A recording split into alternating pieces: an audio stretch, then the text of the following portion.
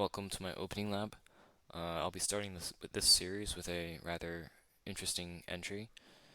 I'll be going over Fromm's Gambit today, and the motivation of this Gambit, playing e5 on move 1 against f4, is to take the bird's opening player completely out of his comfort zone.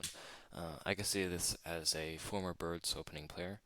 Um, bird's opening players are very similar to, well, the bird's opening is very similar to the Dutch. So bird's opening players are similar to Dutch defense players in that they're always looking for a particular structure, whether it be like a Leningrad type structure with a kingside fianchetto, some sort of classical structure, classical Dutch structure, or in the bird's opening, maybe like a fianchettoing queen's bishop, or a stone wall. There's always some structure that the bird's opening player is looking for. And as black, while playing d5, according to the computer, is theoretically the best move, it can be practically difficult because white's the one who who can essentially choose the type of game that he wants to play. And so, especially if you don't play, especially if you don't play Dutch defense as white, it hardly makes sense to have to face it as black. So today I'll be offering you a very nice gambit against the bird's opening. And yeah, black simply gives up a pawn for attacking chances. But these are quite forcing lines, so white has to tread very carefully, and white can easily misstep and just lose right away. And even if white plays correctly, black still can emerge with a very reasonable position, with reasonable attacking chances.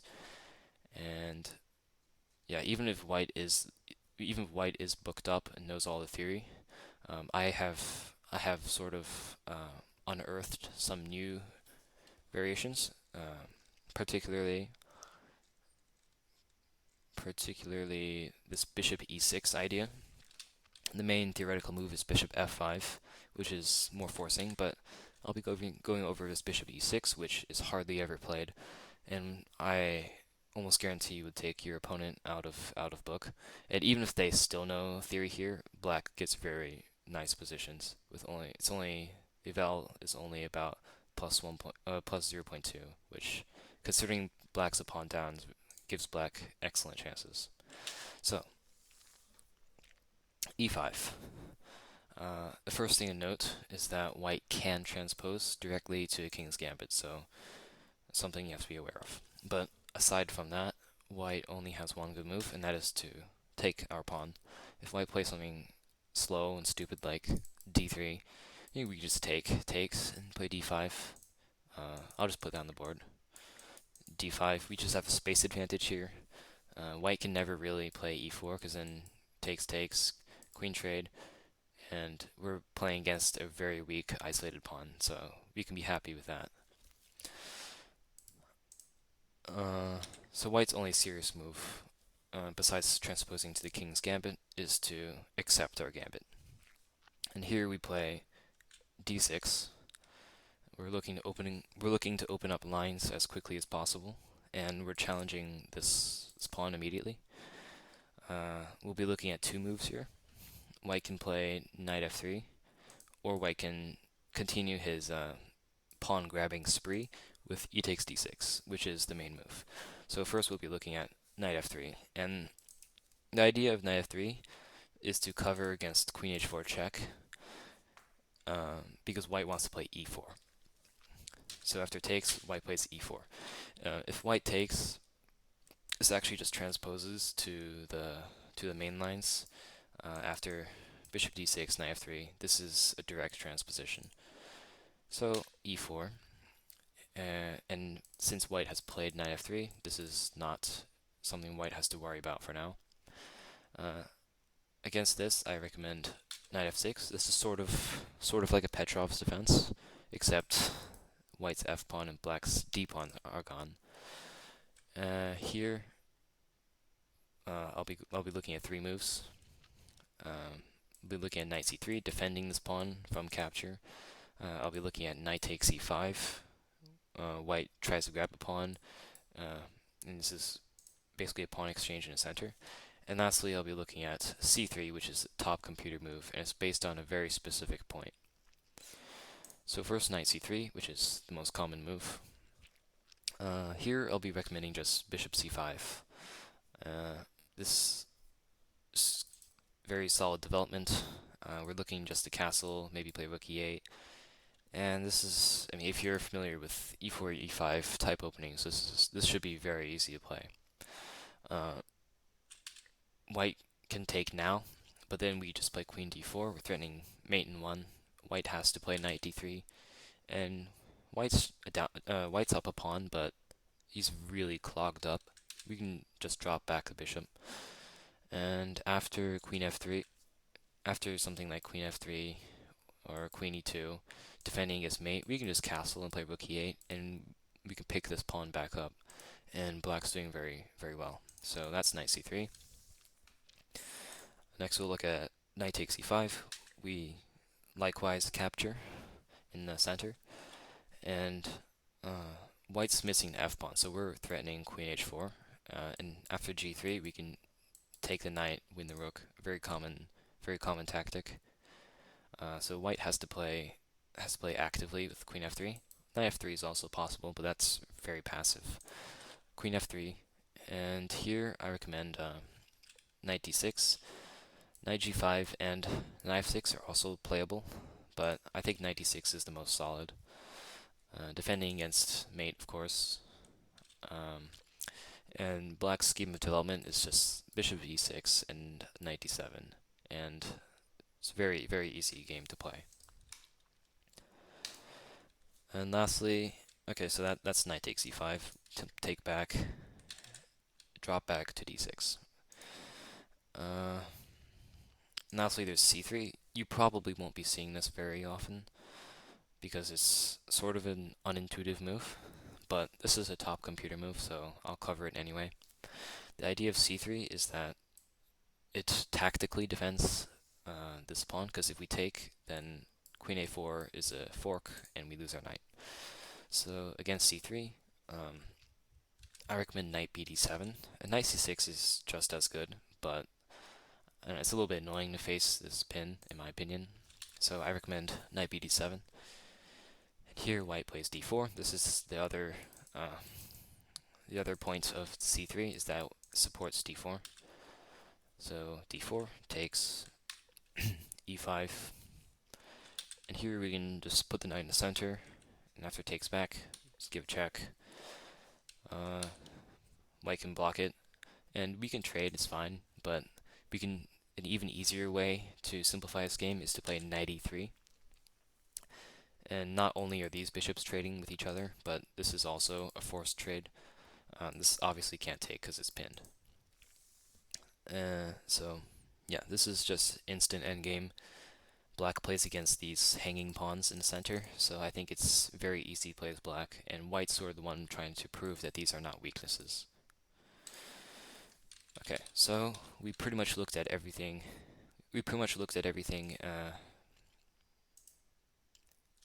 In knight f3 takes e4, we play knight f6.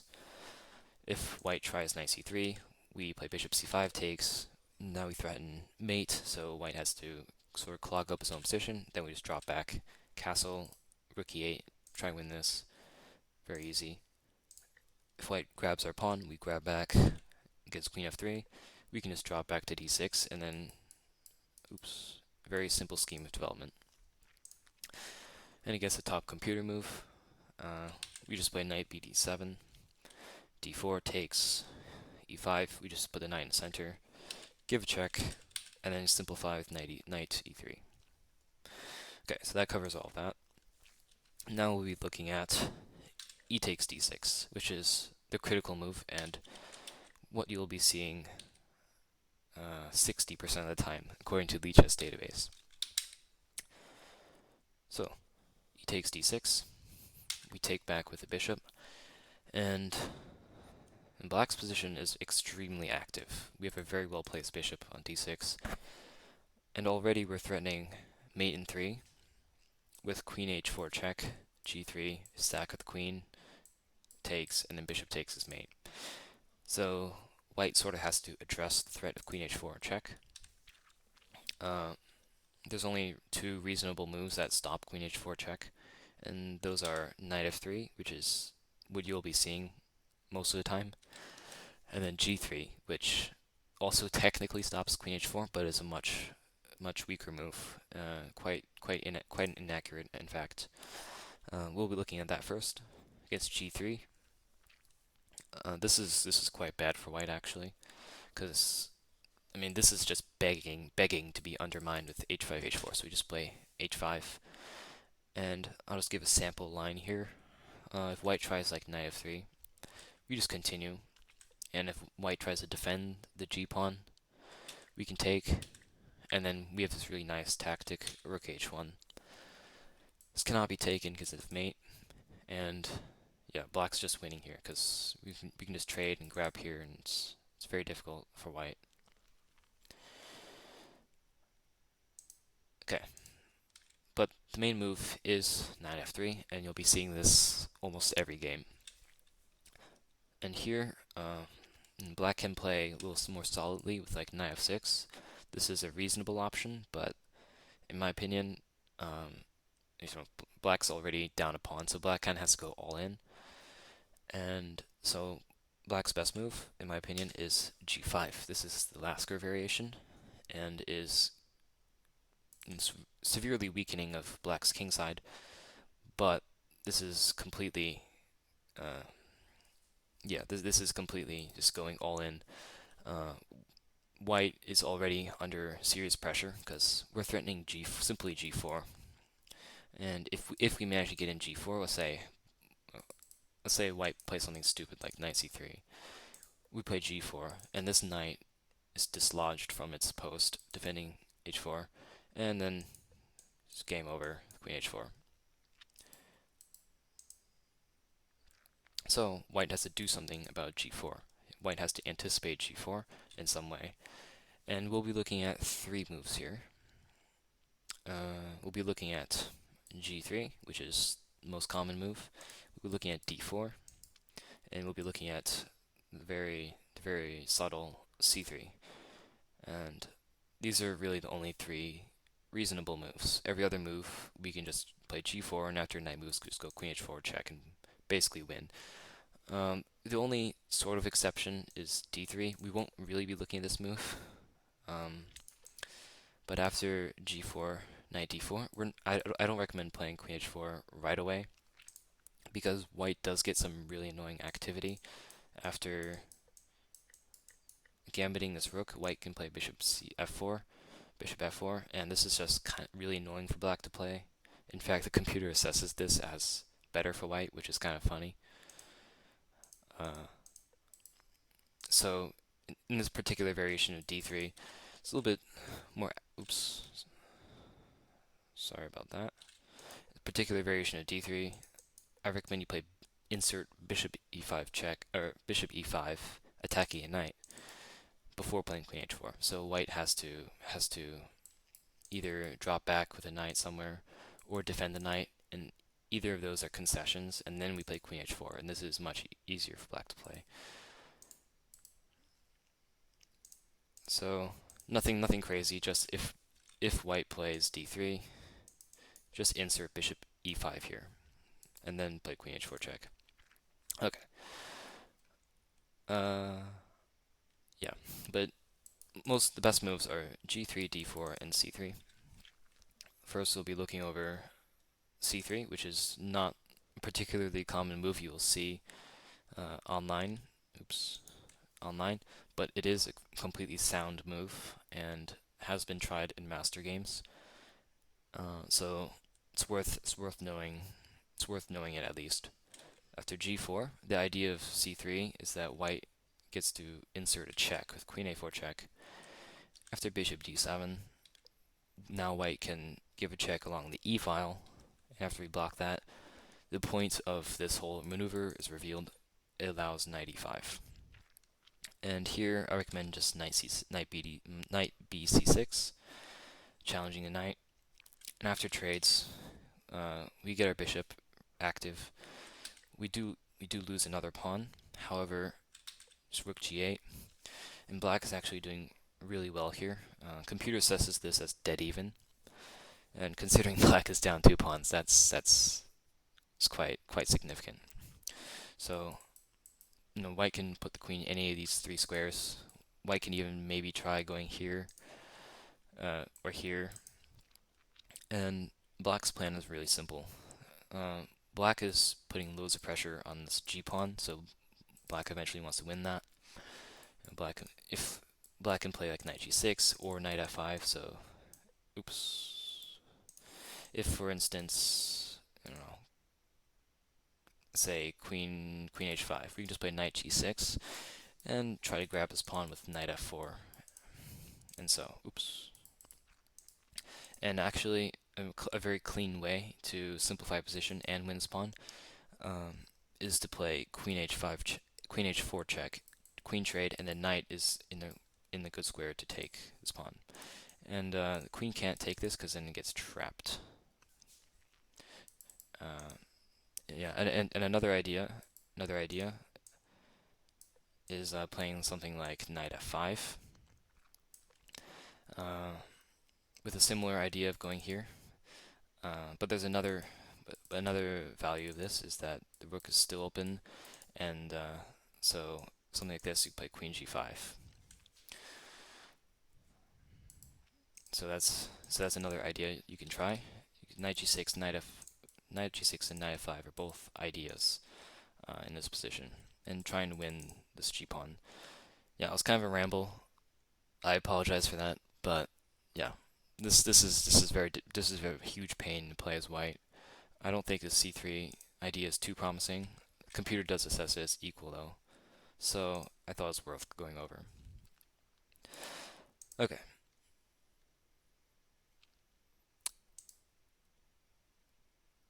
Next we'll be looking at, so we just went over c3. Next we'll be looking at d4. This is a much more serious option in my opinion, and along with g3 is the most testing move. And the idea of d4 is that, well, first, white opens up his bishop. But more importantly, after g4, white creates a square for himself with knight on e5 with a d pawn. So after he takes, white can recapture, thanks to playing d4 earlier. And then after his queen trade, this is the position we get. And I think I thought this was, at first I thought this was just really easy for black, because white has these doubled isolated pawns. Black's only down 1 pawn, you can probably easily grab this one, but it's actually quite difficult for black. Here, and I've settled on this scheme of development with bishop e6. And after knight c3, we can play this interesting knight d7.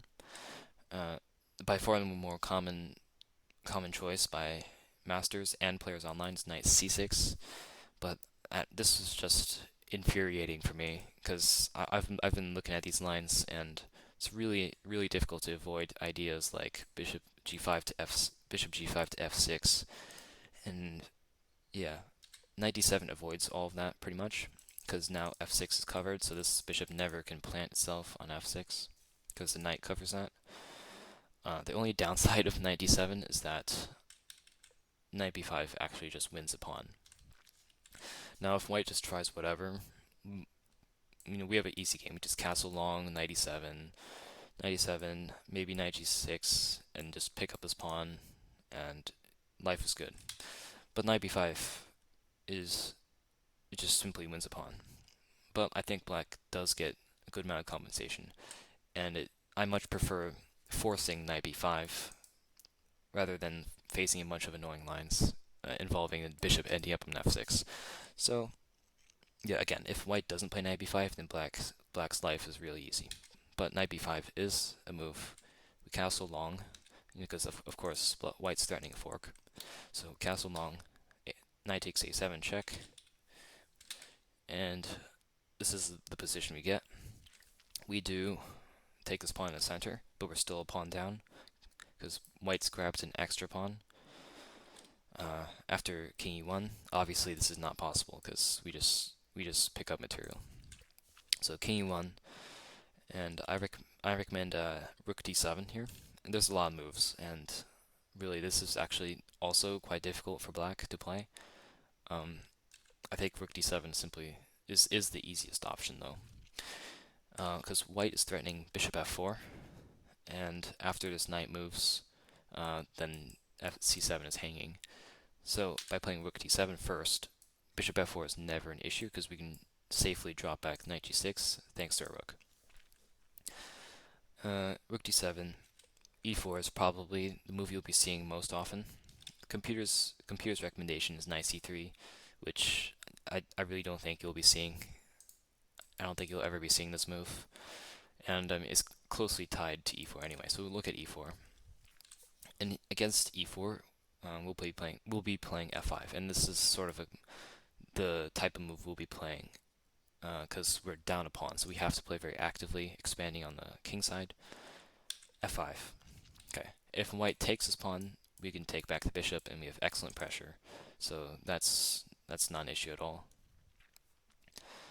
And yeah, we have a good amount of activity in this position. We play like knight f6, knight e7. Maybe we can try to get a passer with like knight f4. If this bishop ever comes to g5, we can play h6. If bishop h4, we can play knight g6.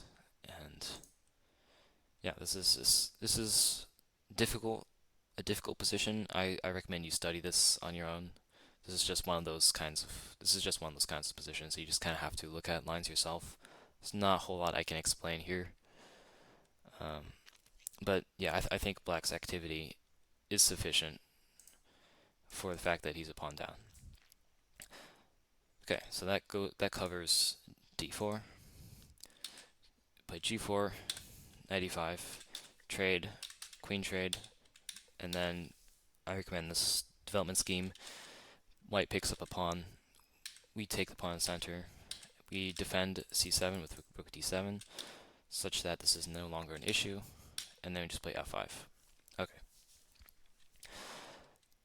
Yeah, I apologize. I couldn't go into that line in greater depth, but yeah, it's a little more on the positional side than concrete lines, so it's kind of hard to go over it in a video. You kind of just have to look at lines yourself. All right. So now we'll be looking at the main move here, which is g3. And this is a very logical move. The idea is after g4, white has created a square on h4 for his knight. Yeah, of course, if white doesn't go to h4, then we just crash through h5, h4. So it is necessary for white to commit to going to the square that he created. So knight h4, and here black can play knight e7. And this may look like a confusing move if you've never looked at this opening before, but this is a very logical move.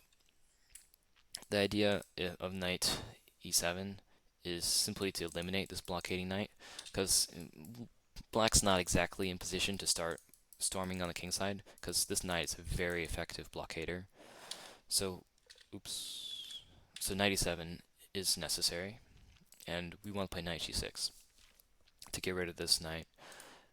If white ever trades, then we open our h file, which is another plus. Even though we do double our pawns, we do get the open h file, which is excellent. And if white ever drops back, then we can go back to our plan of hammering down with h5, h4. Yeah, so white only really has one serious move, and that is d4. Because we're simply threatening knight g6, and after takes, actually, I'm just going to play some passing move. So we're threatening knight g6, takes, and this is a very common idea in this g3 Farm's Gambit. We're threatening both bishop takes g3, taking the rook, and we're also threatening rook takes h2. So white kind of has to deal with this threat as early as possible. And the only good way to do this is d4. And the idea is play queen d3 to defend this pawn. So yeah, this is a very tense situation, and white has to play these sort of unorthodox moves in order to quickly defend his weakness on g3. So knight g6 takes, and white is just in time to play queen d3 to defend the g3 pawn. So now we can't play rook takes h2. We can't play bishop takes g3. Here, oops, sorry about that. So here we play knight c6, simply developing a piece, and we're actually tactically threatening to take on d4, because if takes, if white recaptures, then we win the queen, like so. So white has to protect this pawn with c3. If white plays e3, then white's really clogged up, and black is quite happy after something like bishop f5 probably. So c3. And now we'll be looking at this interesting move, bishop e6. This is a pretty rare move. Most opening books will suggest bishop f5. This is by far the most common move played on the Lichess database, the most common move played in master games. Bishop f5 is very forcing. The idea is that after e4, black can keep his active post of the bishop by pinning this pawn with the queen. But I'm not a huge fan of this because black has to end up dropping the bishop back anyway, and while black does provoke white's center pawns to come forward, I don't really think it's very promising. I think it's a little bit too difficult for black to play. Honestly, all these lines are difficult for black to play, but this is one I think white gets too much of an advantage. So I recommend bishop e6. And the idea of this move is that black can play f5 quickly, f5, queen e7, long castles. This is the general setup that black is looking for. And white's best move here is knight d2, probably. But white also has the option bishop g2. This should just transpose, though. Against bishop g2, we play queen e7. After knight d2, now we play f5. We can't play f5 right away because queen e3 is a huge pain. White's abusing this pin, or white's attacking his bishop that's pinned. After queen e7, it's just really, really bad after d5. So white has to play queen e7 first if white plays bishop g2 first. Oops. If white plays bishop g2 first, we have to play queen e7 first. And then only after knight d2 do we play f5. But if white plays knight d2 first, we can't play queen e7 because now knight e4 is a problem. So we have to play f5 here. And then after bishop g2, play queen e7. So this is just move order subtleties that you have to remember.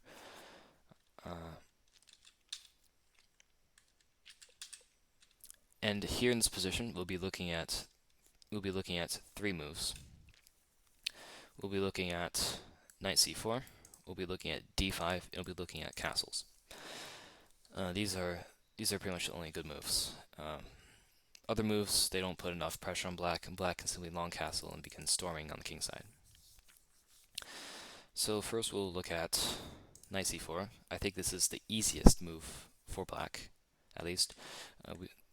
Now at the point of bishop e6, sort of one point bishop e6 is revealed, we can just chop this knight off,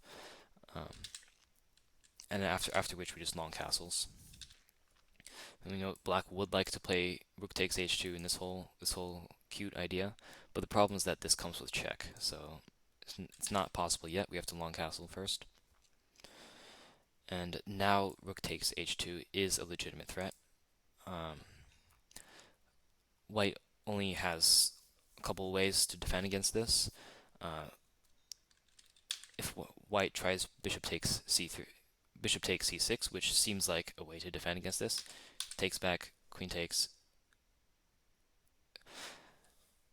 Since white has eliminated his bishop, since it's traded off for our knight, this is no longer a threat currently because after rook takes bishop d2. White This is no longer a bishop blocking. White can play rook f2. So black plays rook d e8 here, and that threatens mate in 1. So white kind of has to defend with e3. After which we can play this very subtle move, queen e6, which threatens a discovery, winning the queen. So white is kind of in trouble.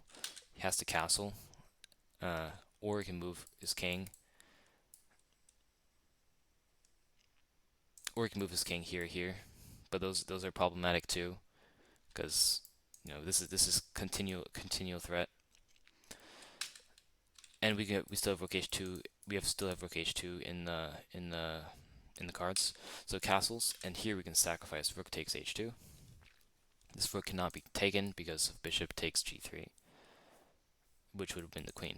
So we are just going to crash in, come in with the other rook, and we're simply winning. Okay, so of course white does not have to play this poor move, bishop takes c6. White's better try is queen d3, just protecting its pawn again. So sort of reminiscent of playing queen d3 earlier. And here we just play rook d e8. And because of the pressure we're putting on e2, we're again tactically threatening rook takes h2, because after takes, this queen can't take anymore because then this will be mate. So yeah, this is problematic for white. White has to move his king. Such that bishop takes g3 doesn't come with check. And after white moves his king, we can just double up our rooks on the h file and pick up this pawn. This is sort of a common plan in these sort of positions.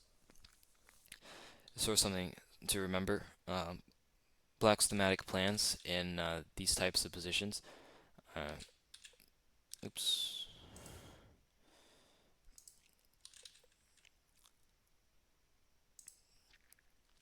Yeah, Black's plans in these positions are the long castles.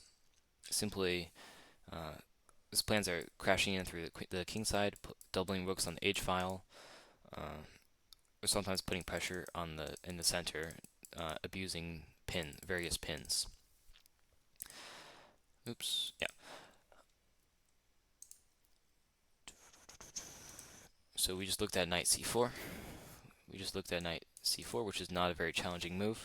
We simply grab it, long castles, and rook takes h2 is a legitimate threat. So if white tries taking, we threaten mate here, e3, and now we play queen e6. And castles, we sack the rook. And if white is a little more astute and plays queen d3, we again just play rook d e8, threatening rook takes h2 yet again, and white has to move his king, and then we just double up on the h file. It's a very easy game. Now, just looked at knight c4. White's other serious options are d5 and castles. We'll look at d5 next. This leads to the most fun variations in my opinion. Against d5, we have to play knight e5. I should probably go over d5 in earlier moves as well. Okay, so the earliest that white can play d5 intelligibly is here. And against this, we just play bishop f5, so it's not hardly an issue at all. Here, if white tries to play d5, we can't play bishop f5 because we just played f5 ourselves. So here we play knight e5, and queen e4, we play c5. After taking en passant, we take back with the b pawn, no problem. So it's not really an issue. But here it's it's a little bit more tricky. After knight e5, queen d4, c5, taking en passant, we can't take back with the b pawn because then white can quote unquote sacrifice the bishop after knight takes. This rook's hanging. So that's a bit of a problem because white's fianchetted this bishop. But black has the extremely resourceful move here of long castles. And the idea of this move is simply to connect rooks. So now we're threatening. We can actually just play knight takes c6 now. And this rook's protected, so it's a non-issue. So white only has two intelligible moves, really. And that is, well, first, taking on b7. If white takes on b7, we have sort of an umbrella pawn, and we're perfectly safe. Win back this eventually. And we're down 3 pawns, but this is honestly an overwhelming position for black, and the computer assesses black as quite significantly better here. So it's not a whole lot you have to know there. The more challenging move is queen takes a7. After which, now we take this pawn with the knight, and after bishop takes, b takes, queen takes, we take their bishop. This is the position we get. We're down 2 pawns in an endgame, but black is really the only one pressing for a victory here. This is very difficult for white to tread because already we have some serious threats. Our primary threat is bishop d5. I shouldn't say primary threat. This is our threat. This is the threat in the position, bishop d5. And yeah, if white doesn't play either knight f1 or knight b3, bishop d5 pretty much just wins for black because we're attacking the rook, and the rook is forced to move. We come in with the other bishop, and we can grab this pawn, and everything just collapses for white. So white has to play either knight f1 or knight b3. We'll look at knight f1 first. The aim of this move is sort of hold together the house, and also this move prepares bishop e3. So here we play bishop d5. After rook g1, bishop c5, and the point of knight f1 is revealed. Now white gets to play bishop e3. We trade. We grab pawn on h2, trade, and after rook d1, we can just simply play rook e5, and this is black's down a pawn, but this is dead even because white's forced to babysit this e-pawn. So long as black maintains his activity with his rooks, this should be dead even. And white, I think the only person who can slip up is white. So that's knight f1. Knight b3 is a little bit sharper. The idea of knight b3 is to cover c5 square, so this is not an option. So after bishop d5, white can safely castle, and we don't have this check because of the knight, of course. So here we play rook h3. We're looking to double up rooks, and there's a specific point to this rook being on the h3 rather than like on h7 or h5, and that is so that we also put pressure on the g3 pawn, and you'll see what I mean. Actually, I'll just explain it now. Rook takes h3 is a legitimate threat after we double rooks, because if we double rooks, if we're given another move, okay, that was a bad passing move. If we're given another move, we can play rook d h8. We're doubling rooks. White has to defend, and because of our rook on h3, we can actually sack here. White cannot recapture because of mate. This is very nice. What is this called? Is this an opera mate? Maybe, I don't know. Yeah, so with rook on h3, we're also threatening rook takes g3 after the doubling of the rooks. So white has to be extremely accurate here in order to not lose, and white essentially has to play bishop to f4. And the point of bishop f4 is to defend g3. So white needs this specific configuration with bishop f4, and after we double, rook f2. So white has to play these two moves, otherwise he just loses. If white tries to play rook f2 first, white loses because white's back rank is not covered. We can takes. We can do takes, and then rook d1 wins. So white has to play bishop f4 first. in order to cover the back rank, and now white has to play rook f2. And in this position, you can just play a g5 and try to break through like that. That's perfectly reasonable. But white does have one annoying resource that sort of holds the game. After g5, bishop e5, this gains a tempo on the rook, so the rook has to move. And now white can play e4. And this slows down black's attack, because after the bishop takes, white can attack the bishop. Now this can't happen because this bishop would be hanging.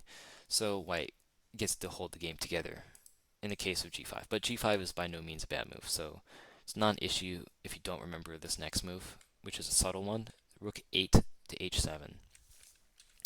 And the idea of this move is to preemptively address this tempo gain of bishop to e5. So we're threatening g5. Now we're seriously threatening g5 because white doesn't have this resource of bishop e5. If white tries to play bishop e5 now, we can just play bishop to g5 and slip in through the back and pin this rook essentially.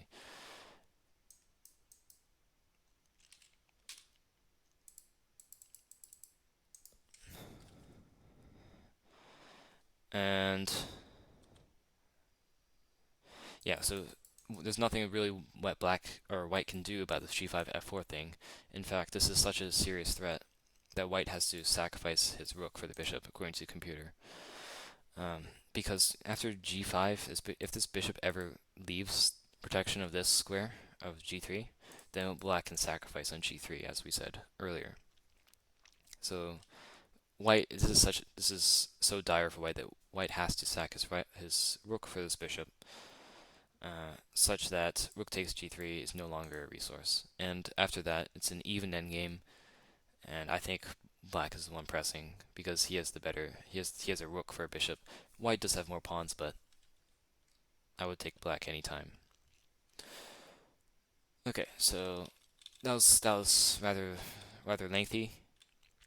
Going over d5 here. We play knight e5, queen d4. Here we play c5, capture en passant, and we castle long. And after queen takes, we take this pawn with the knight. Takes, queen takes, bishop takes, and white can play knight f1 or knight b3. And black gets very comfortable position, very comfortable attacking position. Black's down 2 pawns, but it's actually just better for black, in my opinion, in those lines. So d5, it's very sharp. Black has to know his stuff, but black should emerge with a small advantage.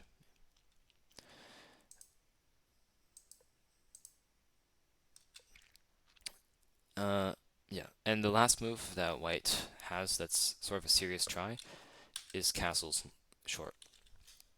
So if white does anything else, we have a very easy game with long castles. We can execute any number of plans. So we can play g5 f4. We can double the rooks, and we're just completely cruising. But castles is a very annoying defensive move that actually is quite effective. And I looked at long castles here for quite some time, just doing the normal plans and stuff. But I think white just has enough time to defend against everything. With rook f2 and then knight f1, white sets up a really solid defensive formation.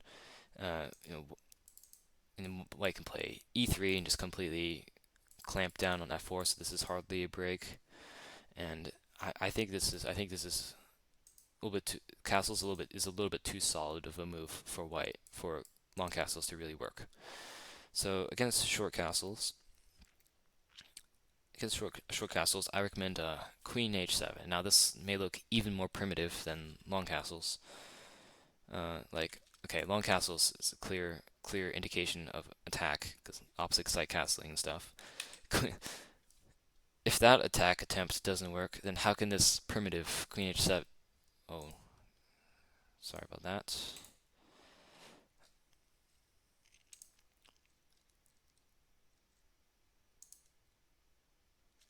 if this long castling attack attempt doesn't work, how can Queen H7 possibly work? It's such a primitive move.